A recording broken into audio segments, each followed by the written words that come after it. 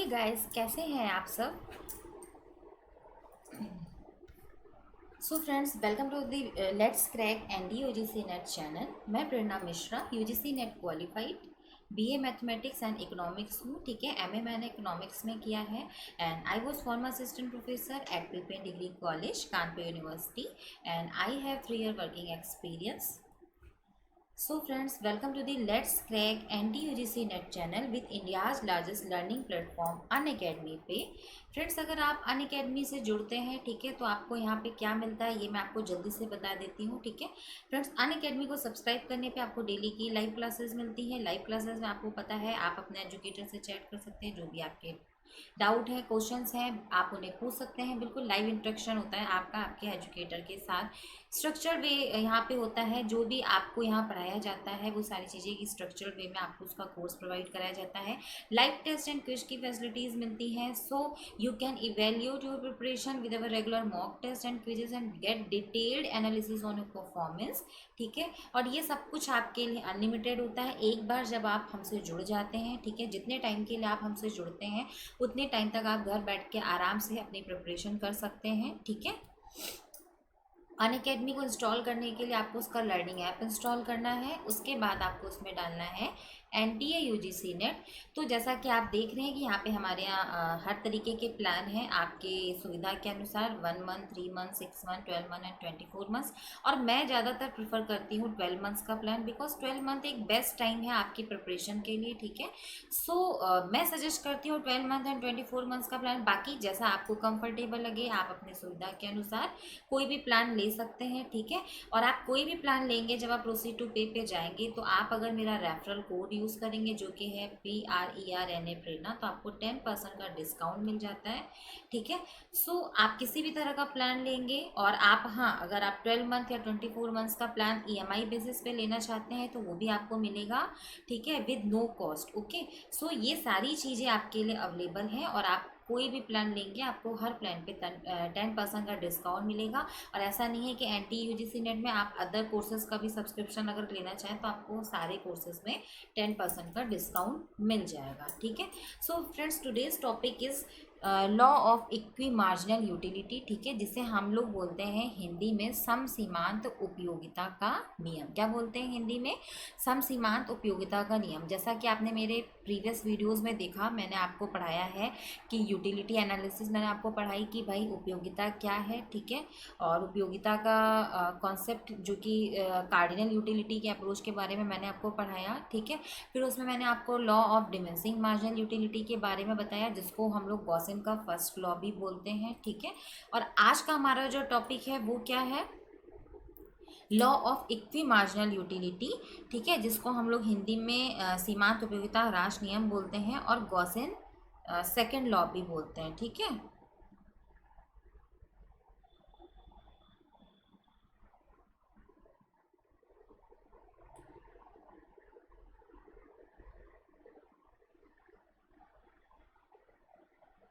हाँ, सो आज की क्लास स्टार्ट करते हैं हम लोग। ठीक है, देखिए, law of equi marginal utility, जिसको हम लोग हिंदी में समसीमांत उपयोगिता नियम भी बोलते हैं, इसके देखिए कई नाम है। सबसे पहले तो इस लॉ के बारे में हम डिस्कस करें, हमें ये जान लेना जरूरी है कि इसको क्या क्या बोलते हैं। So it is the second important law of utility analysis and this law was first proponed by Hermann Heinrich Gossen. ठीक है, 1810 से 1858 का जो उनका टाइम पीरियड था, उन्होंने इस लॉ को दिया था और this is also known as Gauss's second law.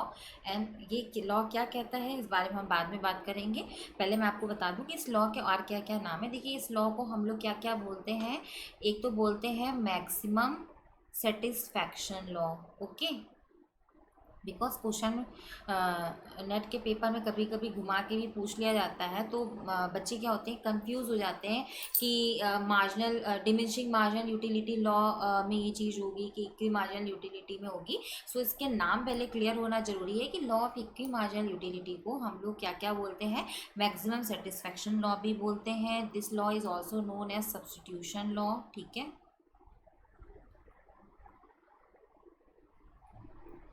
Okay.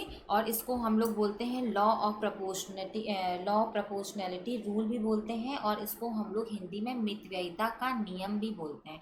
Because इसमें क्या होता है कि एक जो कंज्यूमर होता है वो दो कमोडिटीज़ को इस तरीके से एडजस्ट करता है कि उसको कम पैसे में मैक्सिमम, मतलब उसके पास जो रिसोर्सेज हैं, जो उसके पास पैसा है, उससे वो मैक्सिमम सेटिस्फेक्शन गेन कर सके, इसलिए इसको मितव्ययिता का नियम भी कहते हैं। तो ये तो रही कि भाई इस लॉ को किस किस नाम से हम लोग जानते हैं, ठीक है। अब इसके बारे में हम लोग चर्चा करते हैं कि देखिए, this law points out how a consumer can get maximum satisfaction out of given expenditure on different goods. कि भाई ये लॉ ये कहता है कि एक जो कंज्यूमर है वो किस तरीके से विभिन्न वस्तुओं में अपने खर्चों को किस तरीके से तय करेगा कि उसको मैक्सिमम सेटिस्फेक्शन मिले। इसीलिए इस लॉ को हम लोग मैक्सिमम सेटिस्फेक्शन लॉ भी कहते हैं, ठीक है। तो यही इसका रीज़न है कि इस लॉ को हम लोग क्यों मैक्सिमम सेटिस्फेक्शन लॉ कहते हैं, बिकॉज कि ये लॉ ये कहता है कि इसमें हम वो कॉम्बिनेशन, मीन्स हम मतलब कंज्यूमर, कि कंज्यूमर वो कॉम्बिनेशन चुनता है जिसमें उसे सबसे ज़्यादा मैक्सिमम सेटिस्फेक्शन मिलता है। So this law is also known as maximum satisfaction law. और इसको हम लोग लॉ ऑफ सब्स्टिट्यूशन भी इसलिए कहते हैं, उसके पीछे भी रीज़न है, क्योंकि हम जो प्रोडक्ट खरीदते हैं, हम मतलब कोई कंज्यूमर के बारे में बात हो रही है कि हम जो प्रोडक्ट खरीदते हैं और जो हम पैसा या अमाउंट फिक्स करते हैं कि इतने पैसे से हमें ये सामान खरीदना है, हम हमारा ह्यूमन नेचर क्या होता है कि हमारे पास अगर 1,000 रुपये है तो हम ये सोचते हैं कि हमें इस पैसे से किस तरीके से, हम अपने दिमाग में पहले क्राइटेरिया फिक्स कर लेते हैं कि कौन सी चीज़ हमारे लिए ज़्यादा ज़रूरी है, हमें कौन सी चीज़ लेनी है, किसके बदले में कौन सी चीज़ लेनी है, हमें इस चीज़ पे इतना पैसा खर्चा करना है, इस चीज़ पे इतना पैसा खर्चा करना है। ये हमारा एक क्राइटेरिया होता है, हमारी एक अप्रोच होती है। So this law is also known as की सब्स्टिट्यूशन लॉ, बिकॉज हम ये जो हमारे पास पैसा है, जो हमारा अमाउंट है, उसको हम ये फिक्स कर लेते हैं कि इतने पैसे से हमें ये प्रोडक्ट खरीदना है, इतने पैसे से हम ये वाला प्रोडक्ट लेंगे, ठीक है। यूटिलिटी के अकॉर्डिंग हम सब्स्टिट्यूट करते हैं मनी को, कि जिस वस्तु से हमें ज़्यादा यूटिलिटी मिल रही होती है उस वस्तु पे हम ज़्यादा पैसा खर्चा करते हैं, और जिस वस्तु से हमें कम यूटिलिटी मिल रही होती है उस वस्तु पे हम कम पैसा खर्चा करते हैं, ठीक है। तो यही तो रही एक छोटी सी बात जो मैंने इस लॉ की आपके साथ क्लियर की, ठीक है। अब एजम्पशंस ऑफ द लॉ देखते हैं कि भाई इस लॉ के एजम्पशन क्या है। तो the law states that in order to get maximum satisfaction a consumer should spend his limited income और different commodities in such a way that the last rupees spent on each commodities him equal marginal utility. देखिए, सबसे पहले इसको समझने के पहले आपको बिल्कुल पता होगा, मैंने अपने प्रीवियस वीडियो में भी आपको बताया है कि इकोनॉमिक्स की डेफिनेशन में भी बताया है, यूटिलिटी एनालिसिस में भी बताया है, and law of diminishing margin utility में भी मैंने सेम थिंग आपको बताई है। वही मैं फिर से रिपीट कर रही हूँ कि देखिए, इस एजम्पशन की नीड क्यों पड़ी, क्यों ये एजम्पशन दिया गया, इसमें क्या ऐसा एजम्पशन कह रही हूँ मैं, सॉरी, इस लॉ की नीड क्यों पड़ी, इसके पीछे का रीज़न देखिए ये है कि वी नो डैट कि जो रिसोर्सेज हैं, if you are talking about natural resources या रिसोर्सेज जो हैं हमारे, वो क्या है, लिमिटेड है, ठीक है। रिसोर्सेज हमारे लिमिटेड है, वांट्स हमारी क्या है, वो अनलिमिटेड है, ठीक है। ये मैं आपको बता भी चुकी हूँ पहले भी ये सारी चीज़ें। तो रिसोर्सेज लिमिटेड है, वांट्स अनलिमिटेड है, तो हम उस लिमिटेड रिसोर्सेज से अपनी अनलिमिटेड वांट्स को किस तरीके से पूरा करें, ये लॉ, इसलिए इस लॉ की ज़रूरत पड़ी। बिकॉज इस लॉ में हम ये देखते हैं, इसीलिए इस लॉ का नाम है इक्वी मार्जिनल यूटिलिटी या लॉ ऑफ मैक्सिमम सेटिस्फैक्शन या लॉ ऑफ सब्स्टिट्यूशन। सारी चीज़ों का अर्थ एक ही है कि आप अगर उपभोक्ता हैं तो आपके पास मान लो 100 रुपये है, तो आपको अपने 100 रुपये को इस तरीके से खर्चा करना है कि आप अगर 3 कमोडिटीज़ या 2, वैसे तो इसमें 2 कमोडिटीज़ का एजम्पशन माना गया कि अगर आप 2 कमोडिटीज़ को ले रहे हो, ठीक है, तो आप उनके बीच में इस तरीके से पैसा खर्चा करोगे कि आपको मैक्सिमम सेटिस्फेक्शन मिले, ठीक है।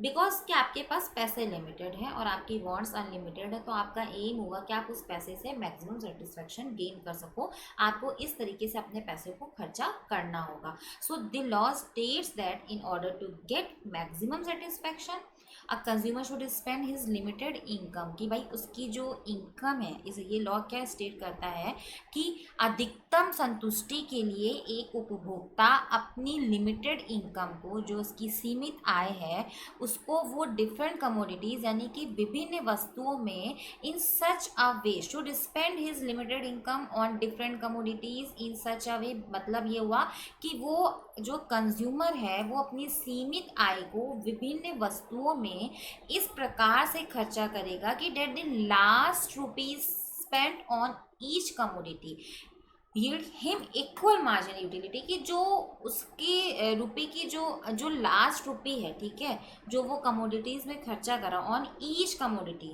प्रत्येक वस्तु में जो वो लास्ट रुपये जो खर्चा कर रहा है, ठीक है, उससे उसको इक्वल मार्जिनल यूटिलिटी मिलनी चाहिए, तभी ये इक्वल मार्जिनल, इसीलिए इस लॉ का नाम है इक्वल मार्जिनल यूटिलिटी। ठीक है, अभी आपको हो सकता है कि डेफिनेशन से ये चीज़ें उतनी क्लियर ना हुई हूँ, ठीक है, दैट्स अ ह्यूमन नेचर। आगे अभी मैं चीज़ें और एक्सप्लेन करूँगी जिससे आपको ये सारी चीज़ें बेटर समझ में आएंगी। ठीक है, तो इसके बारे में डॉक्टर मार्शल जो रहे हैं, अल्फ्रेड मार्शल, उन्होंने एक डेफिनेशन दी है इस लॉ से रिलेटेड कि if a person has a thing, ठीक है, if a person has a thing which he can put to several uses and he will distribute it among these users in such a way that he has the same margin utility in all। कि भाई कहने का मतलब ये है कि यदि, martial जी का कहने का मतलब है, मेरा कहने का मतलब नहीं है ये, मार्शल जी का कहने का मतलब है कि यदि किसी व्यक्ति के पास कोई ऐसी वस्तु है जिसका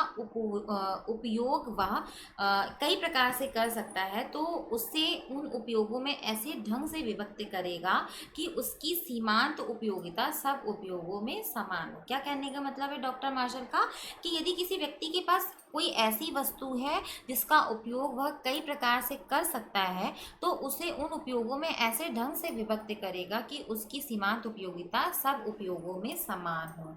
तो ये तो रही definition according to doctor Marshall. ठीक है, जो कि न्यू क्लासिकल इकोनॉमिक्स की कैटेगरी में आते हैं। ठीक है, अब भाई इस लॉ की कंडीशंस भी कुछ हैं कि कंडीशंस क्या है कि there must be two or more commodities. अभी मैंने आपको बताई थी बात कि भाई टू कमोडिटीज़ तो एटलीस्ट इसमें होनी चाहिए, बिकॉज जब तक टू कमोडिटीज़ नहीं होगी आप कंपैरिजन नहीं कर पाओगे कि आपके लिए कौन सी कमोडिटीज़ ज़्यादा इंपॉर्टेंट है और आपको किस तरीके से अपनी यूटिलिटी को मैक्सिमाइज़ करना है। भाई यूटिलिटी मैक्सिमाइज आप तभी करोगे ना जब आपके पास दो या दो से ज़्यादा जब वस्तुएँ हैं, तो आपके पास जो रिसोर्सेज हैं, रिसोर्सेज में आपका मनी भी आ सकते हैं कि आपके पास जो लिमिटेड मनी है आप उसको किस तरीके से खर्चा करो कि आपको मैक्सिमम सेटिस्फेक्शन मिले। तो किस तरीके से खर्चा करो उसके लिए दो वस्तु तो एटलीस्ट होना जरूरी ना, कि आप दो वस्तुओं के कॉम्बिनेशन में देखोगे कि कौन सी वस्तु की हम ज़्यादा यूनिट परचेज करें और कौन सी वस्तु की कम यूनिट परचेज करें कि हमें इक्वल सेटिस्फेक्शन मिले। So there must be two or more commodities. ठीक है, whatever marginally utility he she gets from both commodity must be equal. चाहे वो कोई भी मार्जिनल यूटिलिटी मिले लेकिन बोथ कमोडिटी की इक्वल होनी चाहिए। ठीक है, and he she must spend all the income. ऐसा नहीं है कि आप आधा पैसा खर्चा करो किसी कमोडिटी पर और आधा नहीं खर्चा कर रहे हो, आपको वस्तुओं पे बराबर से खर्चा करना है। स्पेंड ऑल द इनकम, ठीक है, मतलब बराबर से खर्चा करने में लगेगा कि आपको स्पेंड ऑल द इनकम, कि आपकी इनकम पूरी खर्चा होनी चाहिए। ठीक है, सो पहले अब हम लोग इस लॉ को अच्छे से समझेंगे। ठीक है, बस एक सेकेंड।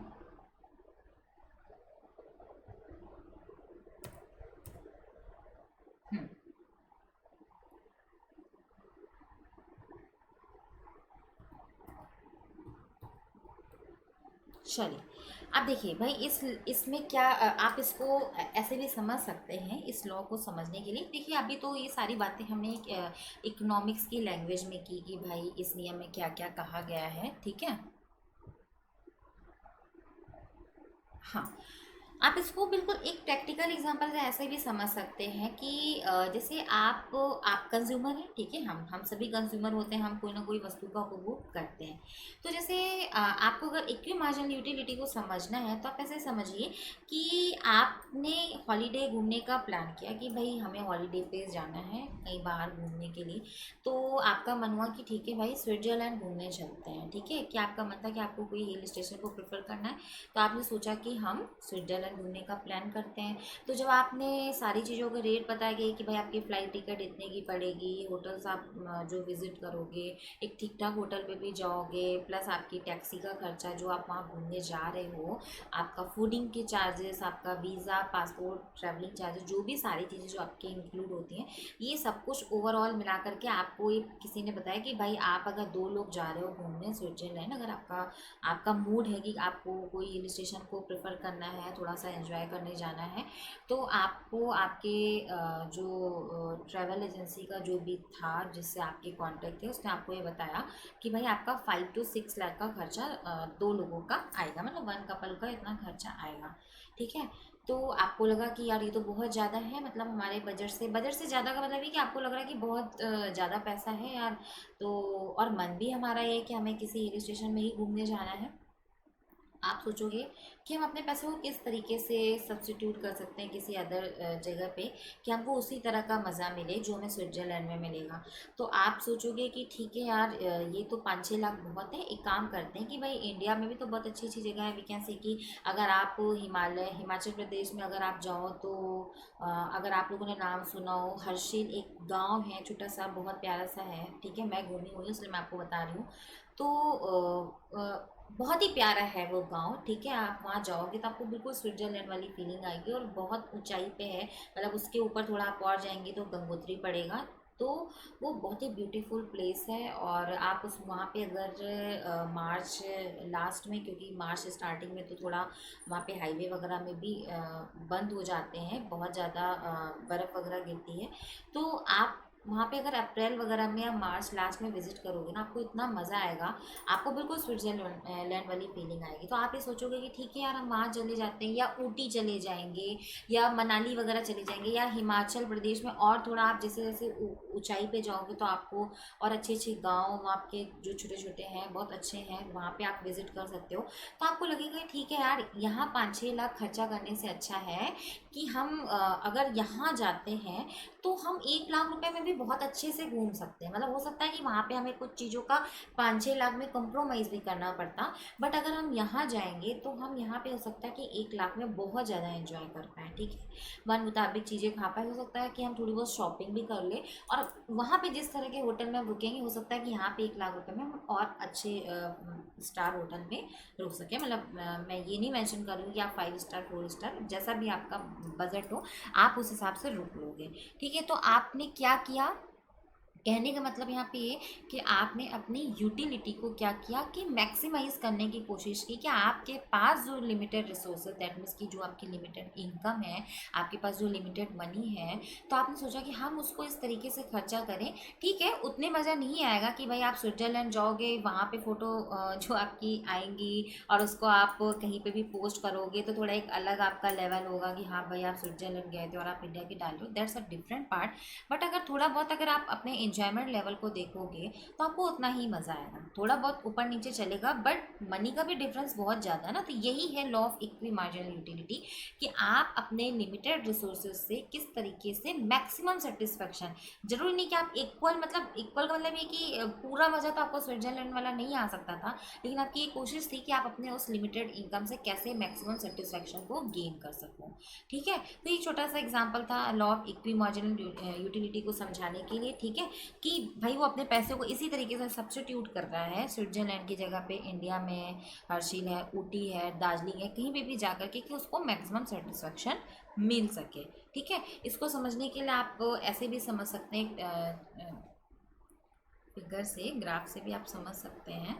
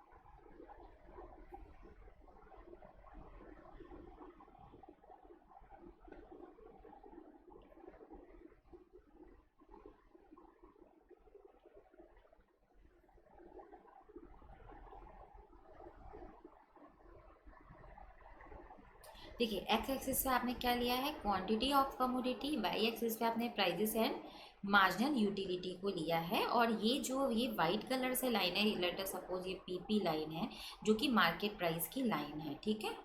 ये तो इतनी बात रही। अब धीरे से और समझाती हूँ आपको मैं चीज़ें।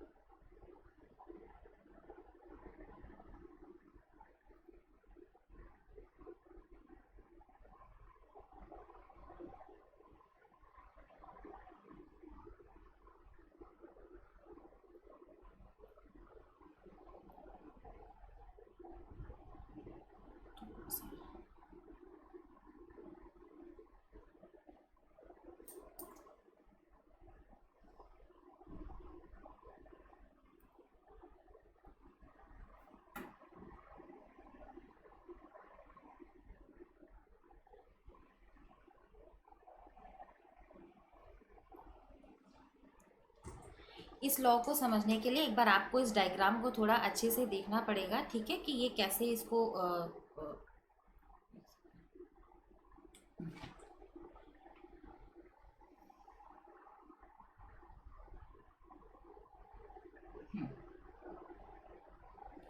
यार ये डायग्राम कभी सही नहीं बनते।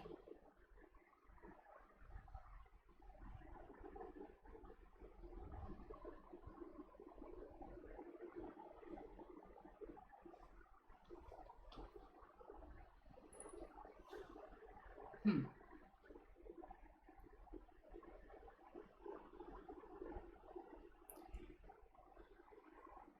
आप देखिए, अगर ये जैसे ये जो लाइन है ये पीपी मार्केट प्राइस की लाइन है, ठीक है। इसको आप समझने के लिए ऐसे समझ सकते हैं कि अगर जो उपभोक्ता है वो मान लो 3 यूनिट खरीदता है किसी कमोडिटी की, ठीक है, मान लो वो 3 यूनिट खरीदता है। ये जो ब्लू कलर वाली लाइन है ना, ये किसकी लाइन है, ये मार्जिनल यूटिलिटी की लाइन है, ठीक है। इस पॉइंट को आपने लेटर सपोज मान लिया ए, ये आपका है सी, ये पॉइंट है आपका बी, और इसको आपने डी मान लिया, ठीक है। हाँ,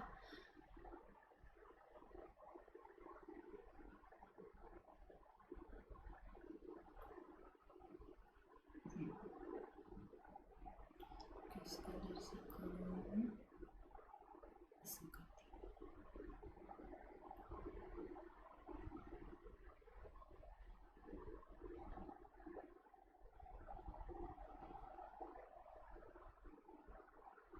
आप समझिएगा, ठीक है, अब परफेक्ट फिगर बन गया। अब आप देखिएगा, अगर उपभोक्ता, ठीक है, जो ये वस्तु है, लेटर सपोज कुछ भी वस्तु है, एप्पल ही मान लो आप, अगर ये एप्पल है, अगर ये इसकी 3 यूनिट खरीद रहा है, 3 यूनिट अगर इस वस्तु की खरीद रहा है, तो आप देख सकते हैं कि वस्तु का जो प्राइस लाइन है वो ये है, और उसको यूटिलिटी यहाँ पे मिली, यानी प्राइस लाइन जो ये डी वाली पॉइंट पे है, ठीक है, और उसको यूटिलिटी बी पॉइंट पे मिल रही है। दैट मीन्स कि उसको इतना बेनिफिट मिल रहा है, इतनी यूटिलिटी उसको ज़्यादा मिल रही है, ठीक है, बिकॉज की प्राइस के कंपैरिजन में उसको यूटिलिटी यहाँ पे ज़्यादा मिल रही है। और 4 पॉइंट, अगर वो 4 यूनिट भी खरीदता है तो भी ये है कि जितना प्राइस है उतनी उसको यूटिलिटी मिल रही है, तो भी उसको कोई लॉस नहीं है, ठीक है। अगर वो 4 यूनिट भी परचेज करता है तो भी उसके लिए कोई नुकसान वाली बात नहीं है। लेकिन अगर वो उस वस्तु की 5 यूनिट अगर खरीदेगा तो फिर क्या होगा कि फिर उसको मैक्सिमम सेटिस्फेक्शन नहीं मिलेगा, बिकॉज आप देख सकते हैं कि यहाँ पे उसकी यूटिलिटी क्या हो रही है, कम हो रही है। ये जो एरिया है, अगर आपने इसको C मान लिया, इसको आपने F मान लिया, तो ये जो CEF वाला जो एरिया है ये इसके लिए लॉस वाला हो जाएगा, उसी जगह ये BDC इसके लिए प्रॉफिट वाला एरिया हो जाएगा। तो मतलब यही है कि अगर आप 3 यूनिट ले रहे हैं किसी कमोडिटी की तो मैक्सिमम सेटिस्फेक्शन, बिकॉज क्यों कि पैसे की तुलना में आपको यूटिलिटी ज़्यादा मिल रही है। और अगर आप इस CEF वाले ट्रायंगल की बात करोगे, इस एरिया की बात करोगे, तो ये डिससेटिस्फेक्शन को शो कर रहा है, बिकॉज कि आपके जो मार्केट प्राइस है उसके कंपेरिजन में आपकी यूटिलिटी कम है, ठीक है। तो ये तो एक इस फिगर से मैंने आपको समझाया, ठीक है। अब इसको एक टेबल से भी मैं आपको समझाती हूँ, ठीक है, तो आपको और अच्छे से क्लियर होगा। अब देखिए टेबल से इसको कैसे समझाना है, देखिए यहाँ पे हमने लिया यूनिट्स, ठीक है।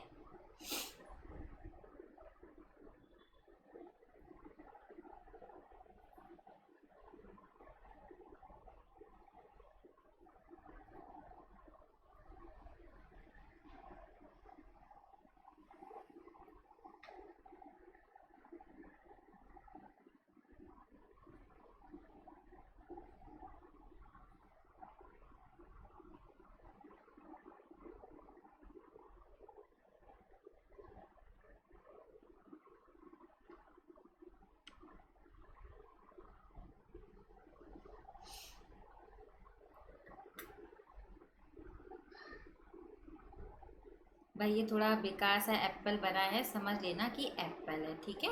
खाने का तो है नहीं यहाँ पे, तो जैसा भी है एडजस्ट कर लेना। और वैसे भी आप लोगों को पता है कि मैम की ड्राइंग बहुत बेकार है, ठीक है।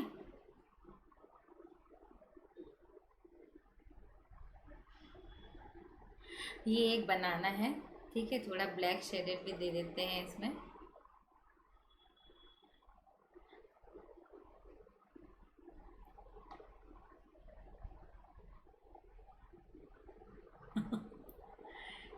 हाँ, खैर, तो अब देखिएगा कि अब हमें इसकी यूनिट्स देखनी है कि हमने ले लिया 1 2 3 4 5 एंड 6 7, ठीक है। थोड़ा दूर दूर लिखते हैं तो ज़्यादा सही रहेगा।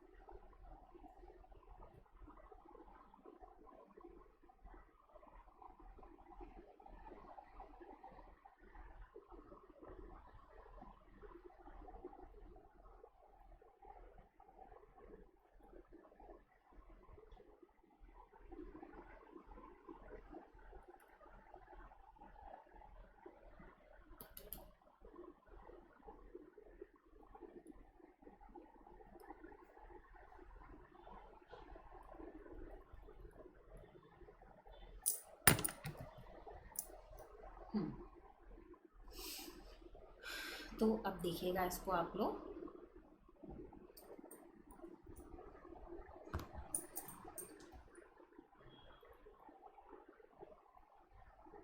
सिक्स 4 2 0 एंड माइनस का 2, ठीक है। हम क्या कर सकते हैं 8 6 4 2 0 माइनस का 2 एंड माइनस का 4। अब देखिए कि आपने माना कि आपकी ये यूनिट्स हैं, ठीक है, 1 2 3 4 5 6 7, ठीक है। आपके पास ये एप्पल के मतलब ये मार्जिनल यूटिलिटी ऑफ एप्पल है, ये मार्जिनल यूटिलिटी ऑफ बनाना है, ठीक है। हमने मान लिया कि एप्पल का भी प्राइस क्या है 1 रुपीज़ है और बनाना का भी प्राइस क्या है 1 रुपीज़ है, ठीक है।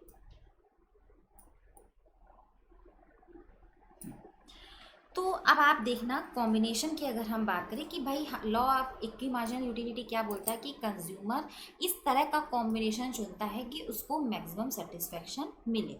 आप मान लिया हमने कि अगर हम बात करें कि अगर जो कंज्यूमर है वो 3 यूनिट अगर वो एप्पल की परचेज कर रहा है, ठीक है, अगर वो 3 यूनिट एप्पल की परचेज करता है तो उसको कितनी टोटल सेटिस्फेक्शन उसको कितना मिलेगा अगर वो 3 यूनिट्स एप्पल की परचेज करेगा,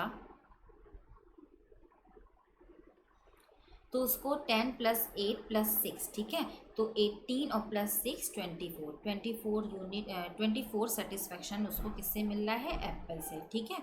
और अगर हमने मान लिया कि वो 4 यूनिट किसकी परचेज कर रहा है बनाना की, ठीक है। हम अभी कॉम्बिनेशन को डिस्कस कर रहे हैं, ठीक है।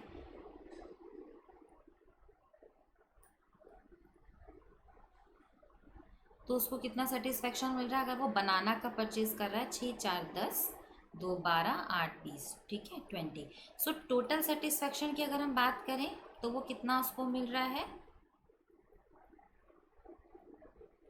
20 + 24 इक्वल्स टू 44 उसको टोटल सेटिस्फेक्शन मिल रहा है जब वो 3 यूनिट्स एप्पल की परचेज कर रहा है और 4 यूनिट्स बनाना की परचेज कर रहा है। अब देखो law of equi marginal utility के अकॉर्डिंग तो हमें एक ऐसा कॉम्बिनेशन सेलेक्ट करना है कि हमको मैक्सिमम सेटिस्फेक्शन मिले। तो हम ये ढूंढेंगे कि क्या और कोई ऐसा कॉम्बिनेशन हो सकता है जिसमें हमें 44 से ज़्यादा सेटिस्फेक्शन मिले, ठीक है, हमें ये ढूंढना होगा। तो लेट अस सपोज कि अगर हमने क्या किया कि अगर हम बनाना की केवल 3 यूनिट परचेज करें, ठीक है, और अब अगर हम इसमें जो यूनिट मतलब 4 यूनिट जो परचेज करते हैं इसकी जगह पे अगर हम इसका 3 यूनिट का कंजप्शन करें और इसकी 1 यूनिट बढ़ा दें तो हम देखेंगे कि भाई क्या हमें यूटिलिटी मिलती है। तो लेट अस सपोज कि अब अगर हमने 4 यूनिट्स एप्पल की परचेज की तो हमें कितना मिलेगा? 10 + 8 प्लस मतलब 24 तो यहाँ से मिल रहा था, और आप इसमें 4 और ऐड कर दें तो कितना मिलेगा? 28 सेटिस्फेक्शन मिलेगा। और अगर आप 3 यूनिट्स अगर आप बनाना की कर रहे हैं तो आपको कितना मिल रहा है अब? 18। अब अगर आप टोटल सेटिस्फेक्शन की बात करते हैं तो क्या होगा?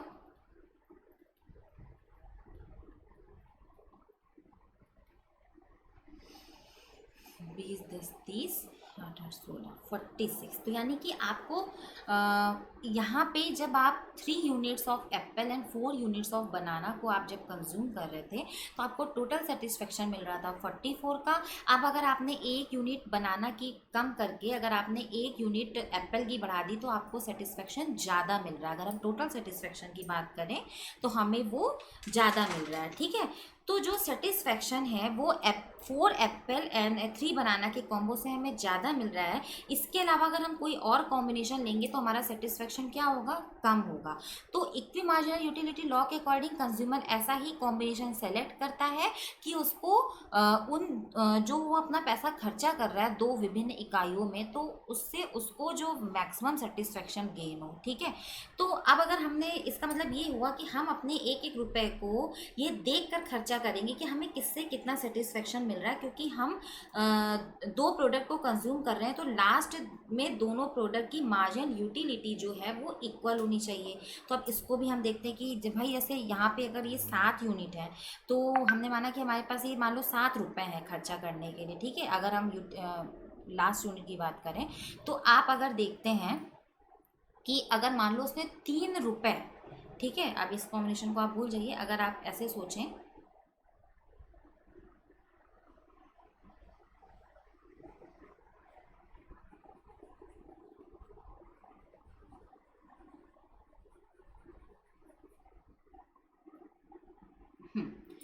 अब अगर हम माने कि हम अगर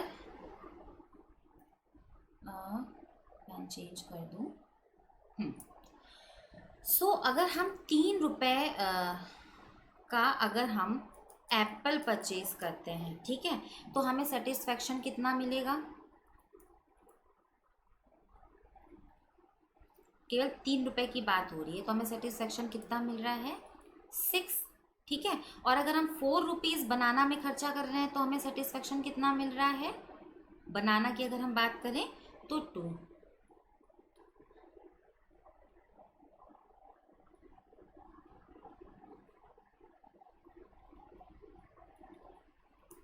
अब हम क्या करेंगे कि हमें जैसे इससे 6 मिल रहा है 2 मिल रहा है तो अभी इक्वल मार्जिनल यूटिलिटी नहीं है, बिकॉज कि वो क्या कह रहा है कि हमें अपने पैसे को इस तरीके से खर्चा करना है, ये देख के हमें अपना पैसा खर्चा करना होगा कि हम जो 2 प्रोडक्ट कंज्यूम कर रहे हैं तो लास्ट में दोनों प्रोडक्ट की मार्जिनल यूटिलिटी इक्वल होनी चाहिए और जो टोटल सेटिस्फेक्शन मिल रहा है वो भी मैक्सिमम होना चाहिए। तो हम क्या करेंगे कि अब इसमें 4 रुपये ना खर्चा करके 1 रुपये कम खर्चा करेंगे बनाना में, ठीक है, और 1 रुपये ज़्यादा खर्चा करेंगे एप्पल में। तो अब देखते हैं कि क्या होगा।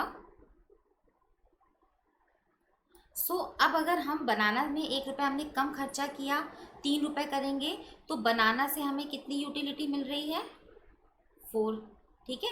अब अगर आप 3 खर्चा करेंगे तो आपको ये 4 मिल रही है, और उसी जगह आपने इससे 1 रुपये बढ़ा करके एप्पल पे खर्चा कर दिया तो आपको कितनी यूटिलिटी मिल रही है? एप्पल से 4। सो अब क्या है कि दोनों की, यानी कि एप्पल की यूटिलिटी एंड बनाना की यूटिलिटी क्या हो गई? इक्वल हो गई। जब आपने ये कॉम्बिनेशन सेलेक्ट किया कि भाई आप 4 रुपये एप्पल को परचेज करने में खर्चा करो और 3 रुपये आप बनाना को परचेज करने में अगर खर्चा करोगे, तो आपको जो यूटिलिटी मिल रही है, ठीक है, वो भी क्या हो रही है? मैक्सिमम हो रही है। ये आप देख सकते हैं कि ये 4 और ये 4, ठीक है। तो ये आपको इक्वल यूटिलिटी मिल रही है, प्लस इसका कॉम्बिनेशन मैंने आपको समझा ही दिया था कि जब आप 3 यूनिट्स ऑफ बनाना आप लेंगे और 4 यूनिट्स ऑफ एप्पल लेंगे तो टोटल सेटिस्फेक्शन आपको ये 46 का मिलेगा, जो कि ये अपने में मैक्सिमम होगा। तो यानी कि क्या हुआ कि जिस चीज़ में, अब यहाँ से एक बात और निकल के आती है कि भाई क्या है कि जिस चीज़ में हमें ज़्यादा सेटिस्फेक्शन मिल रहा है उस ओर हम ज़्यादा पैसा खर्चा करेंगे। भाई हमें एप्पल, अगर हम इंडिविजुअली भी बात करें तो हमें एप्पल में ज़्यादा सेटिस्फेक्शन मिल रहा है ना, तो हम एप्पल में ज़्यादा खर्चा करेंगे।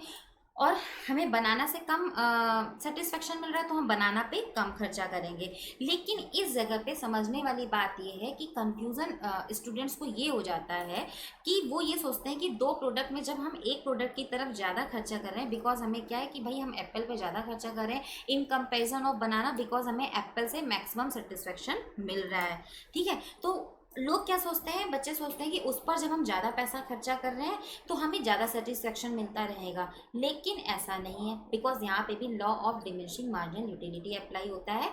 तो वो क्या है कि law of diminishing marginal utility क्या है कि हम जिस चीज़ पे की अतिरिक्त इकाइयों का उपभोग बढ़ाते जाते हैं, जैसे कि मैंने आपको जब law of diminishing marginal utility पढ़ाया था तो मैंने आपको एक बर्गर का भी एग्जाम्पल दिया था कि आप जैसे जैसे धीरे धीरे बर्गर का कंजप्शन, पहले आपने एक बर्गर खाया, फिर 2 बर्गर खाया, तो जब आप बहुत भूखे थे आपने एक बर्गर खाया, ठीक है, तो आपको उस समय बहुत तेज़ भूख लगी थी तो आपको बहुत सेटिस्फेक्शन मिला था, मान लो आपको 40 का सेटिस्फेक्शन मिला था। फिर आपने दूसरा बर्गर खाया, उस समय आपका थोड़ा पेट भर चुका था, ठीक है, तो आपको दूसरी यूनिट में उससे थोड़ा कम सेटिस्फेक्शन मिला, तीसरी में उससे कम मिलेगा। लेकिन एक टाइम के बाद आपको लगेगा कि नहीं, अब बस अब नहीं चाहिए, जहाँ पे आपको 0 मैक्सिमम सेटिस्फेक्शन होगा और उस जगह पे टोटल जो यूटिलिटी होती है वो मैक्सिमम होती है। और उस पॉइंट के बाद भी अगर आपको वो चीज़, अगर आप वो कंज्यूम करते हो तो आपके लिए वो निगेटिव यूटिलिटी होने लग जाती है, वहाँ से आपकी मार्जिनल यूटिलिटी घटती तो है ही है, वहाँ से वो ऋणात्मक यानी कि निगेटिव हो जाती है। सो ऐसा नहीं है कि आप जब एक 2 प्रोडक्ट में एक प्रोडक्ट पे जब आप ज़्यादा खर्चा कर रहे हैं बिकॉज कि आपको उससे मैक्सिमम सेटिस्फेक्शन या satisfaction in comparison of other goods आपको ज़्यादा मिल रहा है, तो आप ये सोचोगे कि हम उस पर ज़्यादा पैसा खर्चा करते जाएंगे तो हमारा सेटिस्फेक्शन भी बढ़ता जाएगा, तो ऐसा नहीं है। आप इसमें भी देख सकते हैं कि जब आप 1 रुपये खर्चा करें तो आपको 10 सेटिस्फेक्शन मिला था, 2 में 8, 3 में 6। तो law of diminishing marginal utility हर जगह एप्लीकेबल रहता है। तो जिस वजह से आप जब उसमें करते हैं हम लोग ये कि जिस चीज़ में हमें ज़्यादा सेटिस्फेक्शन मिल रहा होता है उसमें हम पैसे बढ़ाते हैं, बिकॉज कि उसमें हमें यूटिलिटी ज़्यादा मिल रही होती है। और एक टाइम के जब हम ज़्यादा पैसा उसमें बढ़ाते हैं तो क्या होता है, उधर से यूटिलिटी कम होती है और जहाँ पे हम कम खर्चा कर रहे होते हैं वहाँ से हमें वो यूटिलिटी ज़्यादा मिलने लगती है, जो कि वो एक लेवल पे इक्वल हो जाती है। That's a law of equi marginal utility, यही आपका इक्वी मार्जिनल यूटिलिटी का लॉ है, ठीक है। इसको आप ऐसे भी समझ सकते हैं, एक और चार्ट के थ्रू भी मैं आपको ये समझा देती हूँ जल्दी से, ठीक है। बस 1 सेकंड का टाइम मुझे दीजिएगा।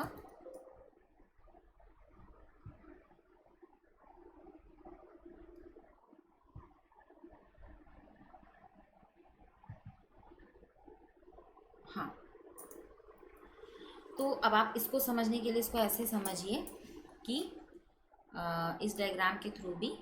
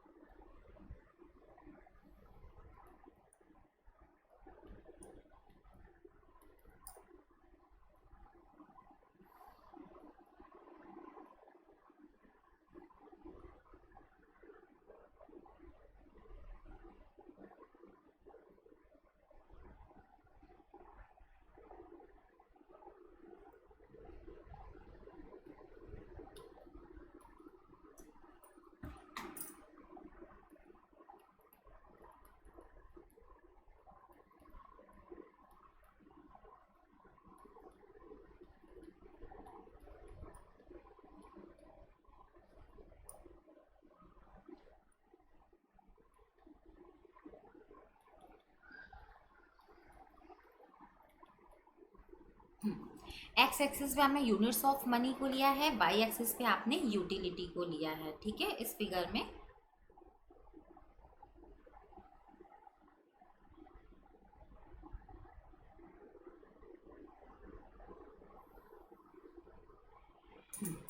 रोता गाता डायग्राम है, ठीक है।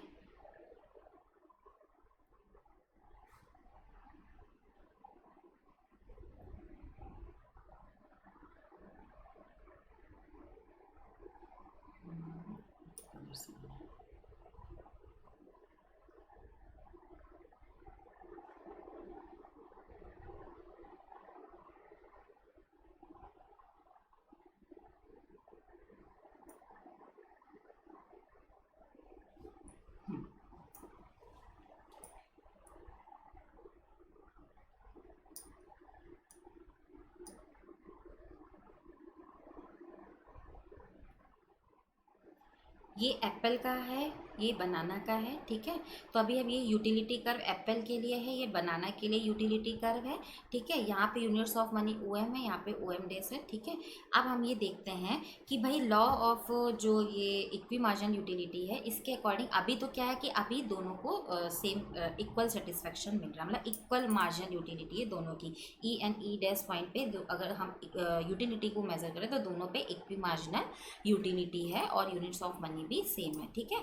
अब अगर हम देखते हैं कि अगर हमें ये देखना है कि अगर इसमें ये जो अगर इक्वी मार्जिनल यूटिलिटी की ये जो कंडीशन है, अगर इसमें डेविएशन होगा तो हमारे टोटल सेटिस्फेक्शन पे क्या प्रभाव पड़ेगा, इसको देखने के लिए हमने ये माना कि लेट अस सपोज कि हम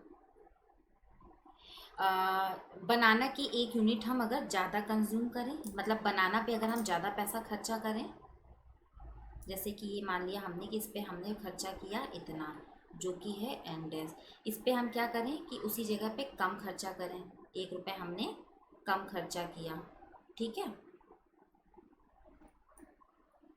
दैट इज एन। देखो रोता गाता है, समझ लेना, ठीक है, मतलब बस समझाने का है।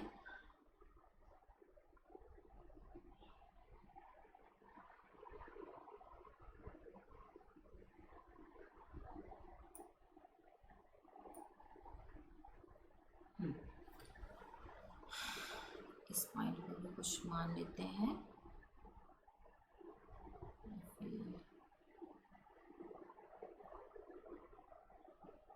पी, ठीक है। अब देखिए, अगर हमने ये जो इक्वी मार्जिनल यूटिलिटी वाला ये जो हमारा ये पॉइंट था कि भाई ई एन ई डैश पे इक्वी मार्जिनल यूटिलिटी थी, तो हमने ये देखा कि अगर हम इसमें कुछ डेविएशन करते हैं तो क्या इफेक्ट पड़ेगा। तो हमने क्या किया कि 1 रुपये इसमें ज़्यादा खर्चा किया बनाना में और इसमें 1 रुपये कम खर्चा किया। अब हम देखते हैं कि हमें इक्वल यूटिलिटी टोटल सेटिस्फेक्शन जो है वो मैक्सिमम है और इक्वल यूटिलिटी मिल रही है कि नहीं। तो आप देख सकते हैं कि जब आप इसमें 1 रुपये ज़्यादा खर्चा कर रहे हैं तो यहाँ पे आपको ठीक है, आपकी यूटिलिटी भी बढ़ रही है, ठीक है। आप अगर 1 रुपये ज़्यादा खर्चा कर रहे हैं तो आपकी यूटिलिटी बढ़ रही है, वो बात ठीक है कि आपकी यूटिलिटी बढ़ने लग गई।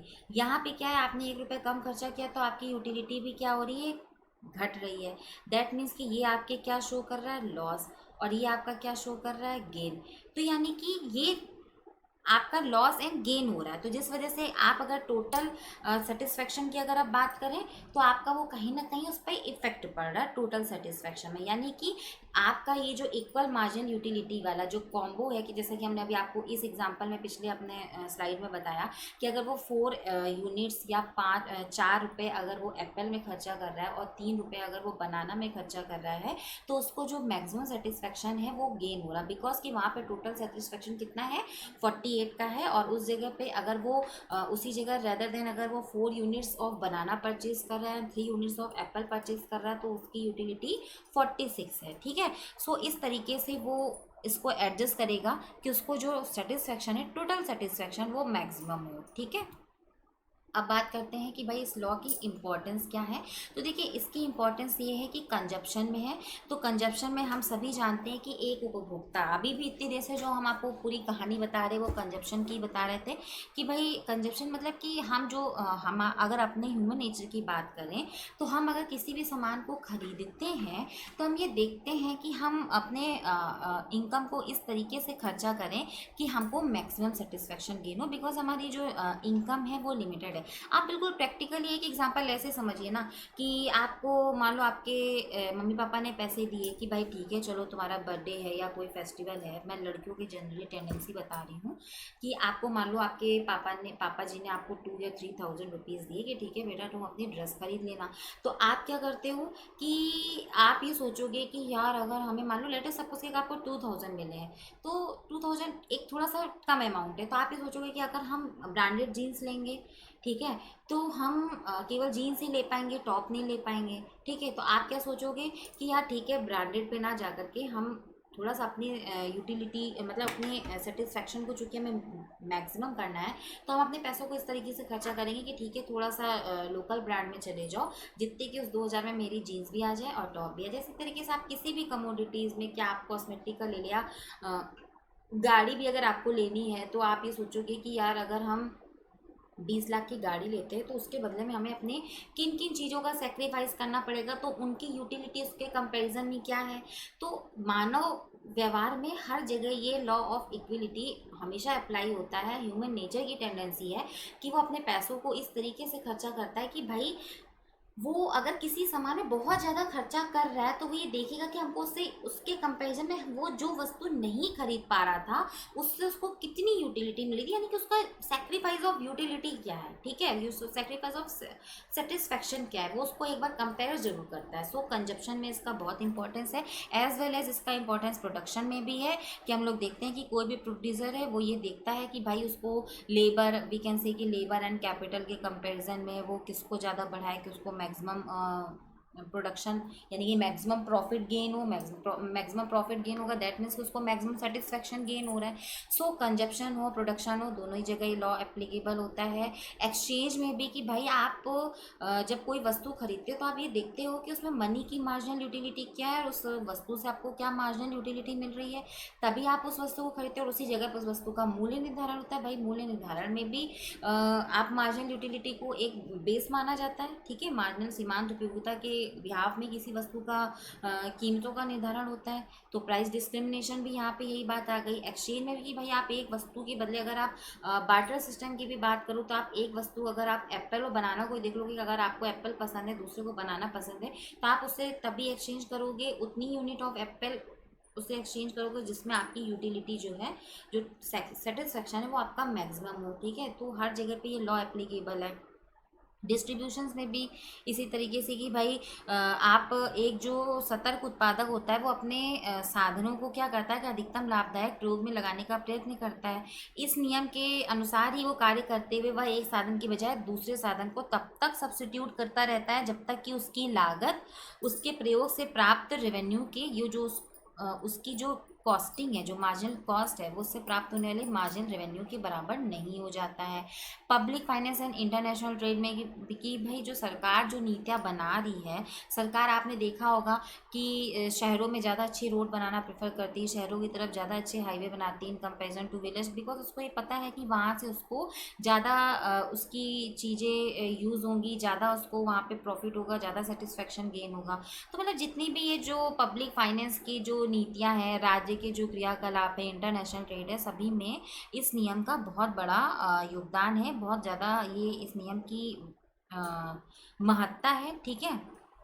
इसी तरीके से distribution of assets and distribution of time में भी एंड सेविंग एंड इन्वेस्टमेंट में भी, ठीक है, ये सब चीज़ें नॉर्मल हैं, आप लोग समझ लेंगे। तो ये सारी बातें इसमें आती है कि भाई इस लॉ की इम्पोर्टेंस क्या है, ठीक है। तो ये रही आज की हमारी क्लास की भाई आज हम लोगों ने पढ़ा कि what is the law of equi marginal utility and इसका कॉन्सेप्ट क्या है, क्या क्या चीज़ें थी, ये हम लोगों ने डिस्कस की। नेक्स्ट क्लास में नेक्स्ट टॉपिक के साथ मिलेंगे और प्लीज़ जब भी आप लोग इस क्लास को देखिएगा वीडियो को लाइक एंड शेयर जरूर करिएगा, बिकॉज अगर लाइक एंड शेयर नहीं आते हैं तो कहीं ना कहीं एजुकेटर भी डीमोटिवेट होता है और हम सब मेहनत भी इसीलिए करते हैं कि हम लोगों को थोड़ा सा अप्रिसिएशन मिले, ठीक है। हम लोगों के वीडियो को पे अच्छे व्यूज़ हैं, लाइक आए, शेयर है, सो प्लीज़